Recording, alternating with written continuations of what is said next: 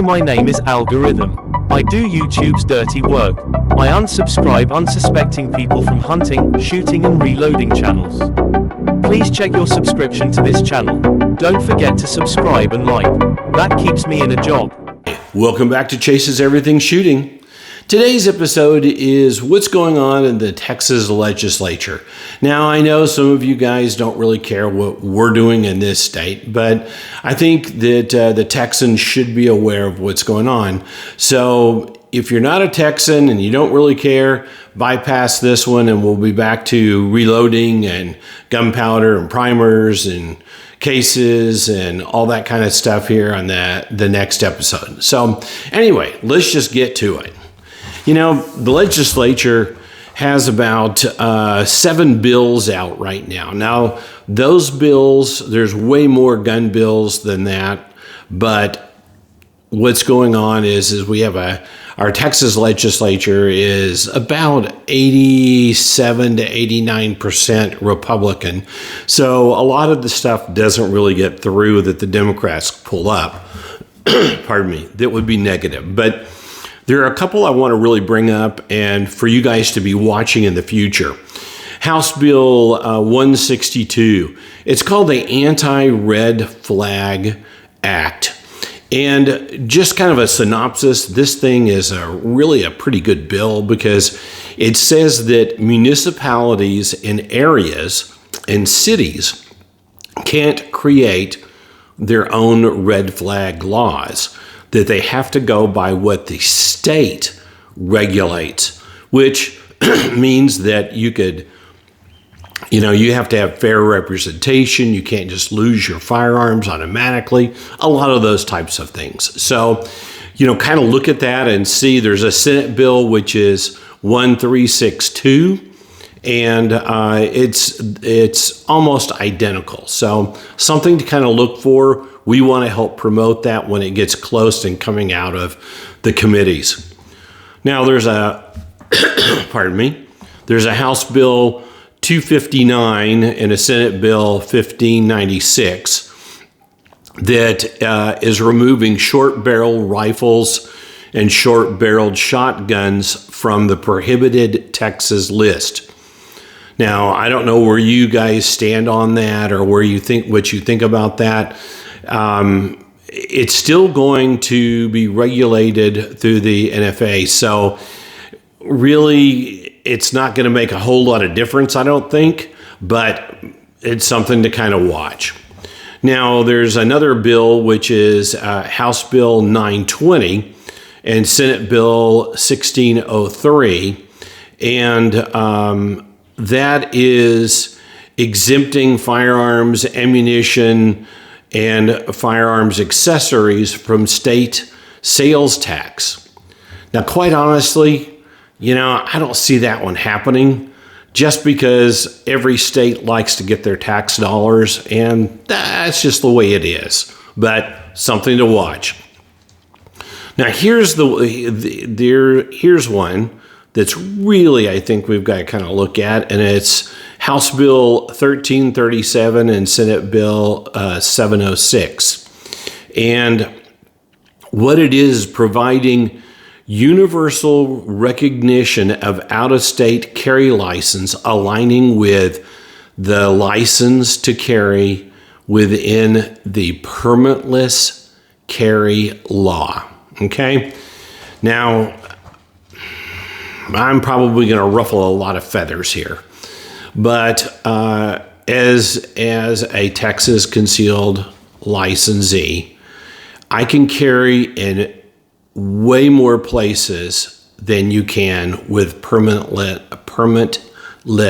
carry, and that's the constitutional carry.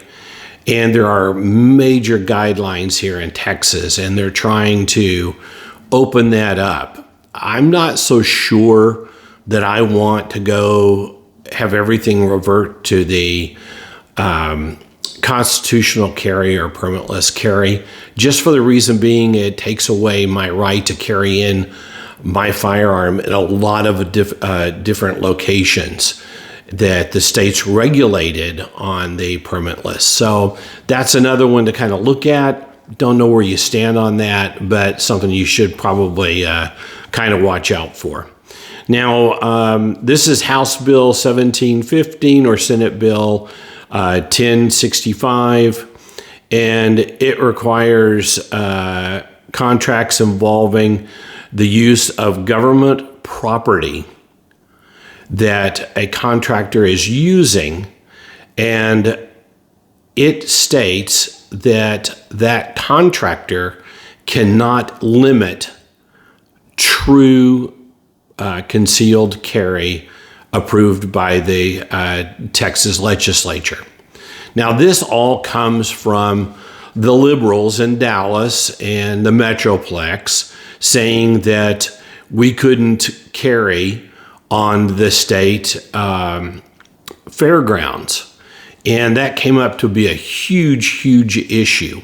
And so this bill would take that provision away from the county and the city with the contractors stopping them from being able to carry a concealed weapon that's legally carried in the state of Texas. Now, again, you know what? Is that super important? It is important because you let these municipalities and cities get away with this kind of stuff, and it's going to be heck to pay later on. So I'm glad that someone took this on, and they're really going to push that. Now, the last bill is 1403 and Senate Bill 1524. And that is prohibiting child placement in state agencies from querying foster parents to provide a list of their types and their specific firearms that are kept in the house. You know, if you're a responsible gun owner and you know you have children around, number one, what you should be teaching is you should be teaching them safe firearms handling and that they don't touch the firearm without an adult around. And that should be taught from a very early age. And the NRA's got a lot of different things to help do that. But again, that's something that should be taught in the home. I don't believe that Child Protective Services or anyone should have a list of my firearms at all. I don't believe that. Now, if I were to have children over, I would have my firearms locked up where they can't be gotten to by children. But that's the responsible thing. And I think 99.9% of us firearms owners do the same thing. So, you know, just a few bills to think about. Watch, they're coming through. I really believe that these are the primary ones we need to be looking at and thinking about. And there will be a time that I'll send something out that'll be a call to action where we really need to pick up the phone and make those phone calls and make sure that we protect our rights. Because you know what? The gun owners, we're really a silent majority, and we really need to fix that. So, hey, thanks for watching. Don't forget to subscribe and like below. We appreciate it. And if you're a Texan, get involved. If you're not a Texan, get involved. Have a good one, and thank you.